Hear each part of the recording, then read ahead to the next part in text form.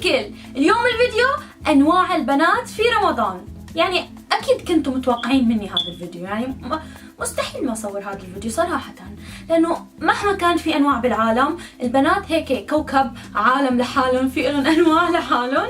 أول نوع البنت الغير صائمة، بس استنوا، لسبب شرعي، عندها عذر شرعي. هذا الوقت من الشهر للبنت خلال شهر رمضان بيكون أسوأ أيام حياتها، رح تعيش عذاب دائم. يا أما تقضي اليوم هي فاطرة مفطرة، ولكن بلا أكل وبلا شرب، لازم تعوض هذا اليوم اللي أفطرته بعد رمضان، أو تاكل وتشرب ولكن عن طريق سرية عمي. بس كيف دخلكم حتاكل؟ كيف؟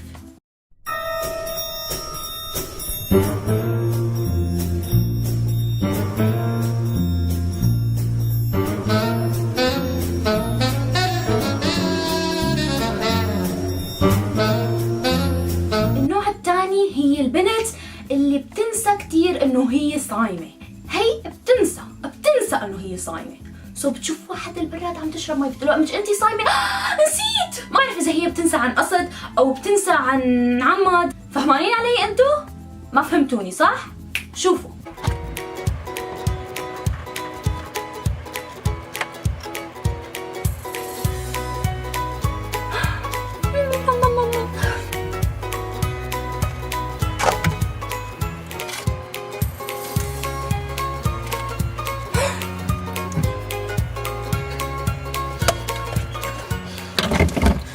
ثالث نوع وهو النوع المزعج، هو البنت الأجنبية. البنت الأجنبية ما بتصوم، أنا بعرف، بس لما أنت كمسلمة تصومي وتعرف المصيبة وين، لما تعرف البنت الأجنبية إنك صايمة، لأنه هي بتقلك خدي اشربي مي أو تعزمك على شغلة، بتقولي لها أنا صايمة. كل يوم بيكون حالي هيك. عن جد أنت صايمة؟ ايه.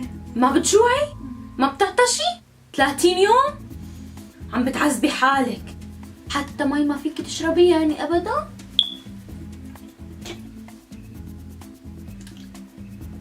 أبدا؟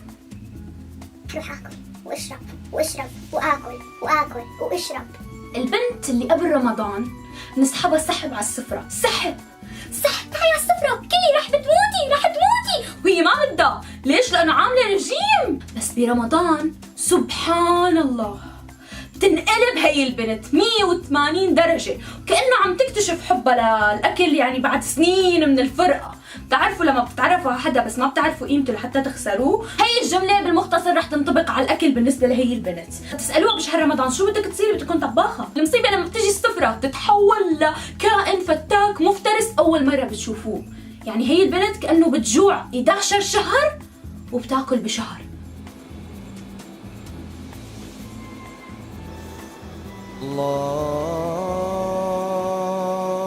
اللهم اني لك صرت وبك امن.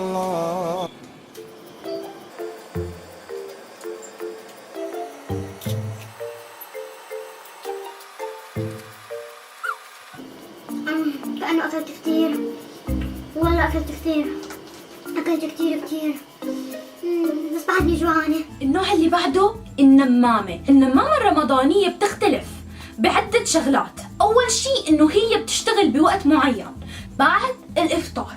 قبل الإفطار بتكون ملاك، هي تفطر من هون، بتقولوا الزر واشتغل فيها، بتقولوا هيك مفتاح ودورتوه فيها. تحولت. اختي استغفري بينك وبين حالك، مش ضروري تسمعينا، يعني عم تستغفري لربك مش لإلنا. ايه؟ أعوذ بالله، استغفر الله. شو هالعباية؟ عباية كلها كريستال زهر؟ شو؟ جاي على جامع ولا على حفلة؟ استغفر الله. نبيلة، أهلين، تعي لحدي، تعي هالجامع فاضي، ما في غير هالعالم اللي ما في منه فايد. تعي حدي، بدي احكي لك، قلبي صاير هالقد. ما ضل شي ما صار، العجايب صارت. ولك سعاد تزوجت زيجة الرابعة، ولك من وين بتلاقي رجال هالمخلوقة؟ من وين؟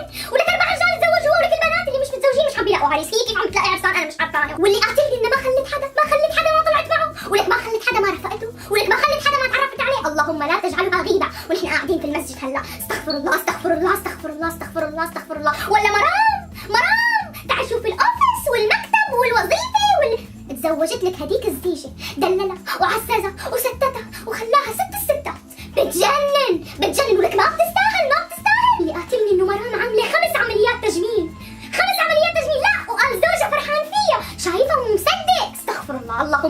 تجعلها غيبة يا ربي، لا تجعلها غيبة بهالليلة الرمضانية هي. استغفر الله استغفر الله استغفر الله. اللهم لا تجعلنا من الحسودين يا الله ولا من المغتابين يا الله، واغفر لنا في هذه الليلة المباركة، في هذه الليلة الرمضانية المباركة يا الله يا الله يا الله.